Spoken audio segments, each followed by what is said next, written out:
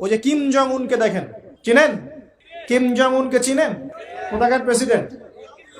তার দেশের মানুষ খাবার খেতে পারে না, আর সে মিসাইল বানায় বসে বসে। আর আমেরিকা পশ্চিমা থেকে ভয় দেখায়, ভয় দেখায় না? দেখেছেন? ওই উত্তর কোরিয়া হামলা চালাতে হলে 100 বার চিন্তা করতে হবে পশ্চিমাদেরকে। হ্যাঁ, কারণ সে 8-10টা মুসলিম কান্ট্রির মতো না যাদের কাছে এরকম কোনো অস্ত্র নাই। কথা বুঝতে পারছেন? ওকে অত সহজে কিন্তু কেউ আক্রমণ করবে না। তারপরেও আবার চায়নার সাথে ওর বন্ধুত্ব আছে, রাশিয়ার সাথে ওর বন্ধুত্ব আছে, ঠিক আছে? এর একটা অ্যালায়েন্স, এটাকে জিও পলিটিক্যাল ভাষায় ওদের অ্যালায়েন্স বলে। ওরা শক্তিশালী হলো কিভাবে? শুধুমাত্র ফাইন্যান্স দিয়ে না, এখানে পলিটিক্যাল ভিত্তি শক্ত, অস্ত্র শস্ত্র তাদের আছে। এখন বহির্বিশ্বের শত্রুরা ওদের দিকে চোখ তুলতে পারছে না, এত সহজ না। তো দেখেন আমাদের পিছিয়ে পড়ার এগুলো কারণ আছে। মুসলিম কান্ট্রিগুলোর দিকে তাকায় দেখেন, কয়টা মুসলিম কান্ট্রি এইসব ক্ষেত্রে স্বয়ংসম্পূর্ণ? কয়টা কান্ট্রি দেখবেন?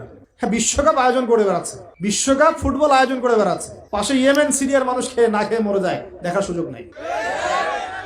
কি করছে? ওইখানে বেস ক্যাম্প দিয়ে রেখেছে পশ্চিমাদের জন্য, ওখানে বেস ক্যাম্প ঘাঁটি দিয়ে রেখেছে পশ্চিমাদের জন্য। এবং বহু মুসলিম কান্ট্রি যারা মানে আমাদের কাছে এখন আইডল হয়ে বসে আছে, ভিতরে ভিতরে ইহুদি খ্রিস্টানদের সাথে বন্ধুত্ব করে বসে আছে। তারা উঠতে বললে ওঠে, তারা বসতে বললে বসে, ওদের ইশারায় কাজ করে কিনা?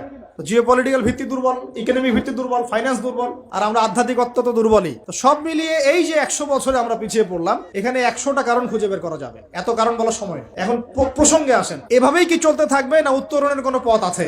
আমরা কি চাই যে আমরা সে আবার ওই ইসলামের সোনালী যুগে ফিরতে পারি? না, গলায় তো সাউন্ড নাই। আমরা তো মনে হয় চাই না যে আবার ইসলাম ফিরে আসুক পরিপূর্ণরূপে। শোনেন, আমরা চাই বা না চাই, আল্লাহ রাব্বুল আলামিন তার নবীর মাধ্যমে জানিয়ে দিয়েছেন সভ্যতা শেষ হবে একজন নবীর হাতে। তার নাম নবী ঈসা ইবনে মারিয়াম। তিনি 40 বছর এই বিশ্ব শাসন করবেন, তার আগে কিয়ামত হবে না।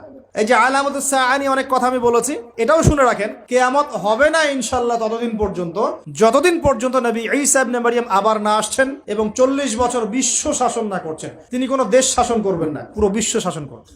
চিন্তা করতে পারছেন? এখন কি মনে হয় যে মুসলিমরা এরকম জায়গায় যাবে আবারও? আসলে কিন্তু বাইরের চোখ দিয়ে মনে হয় না, কিন্তু সত্যি কথা কি, ইতিহাস এভাবেই টার্ন করবে। কিভাবে করবে, কার মাধ্যমে করবে, আল্লাহ পাক জানেন, আমরা জানি না।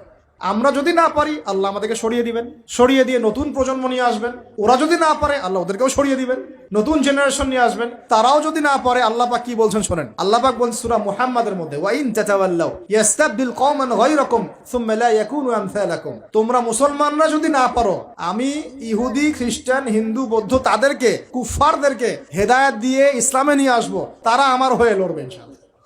এটা আল্লাহ পাকের হিকমা। দেখছেন না দিন দিন মানুষ মুসলিম হচ্ছে না?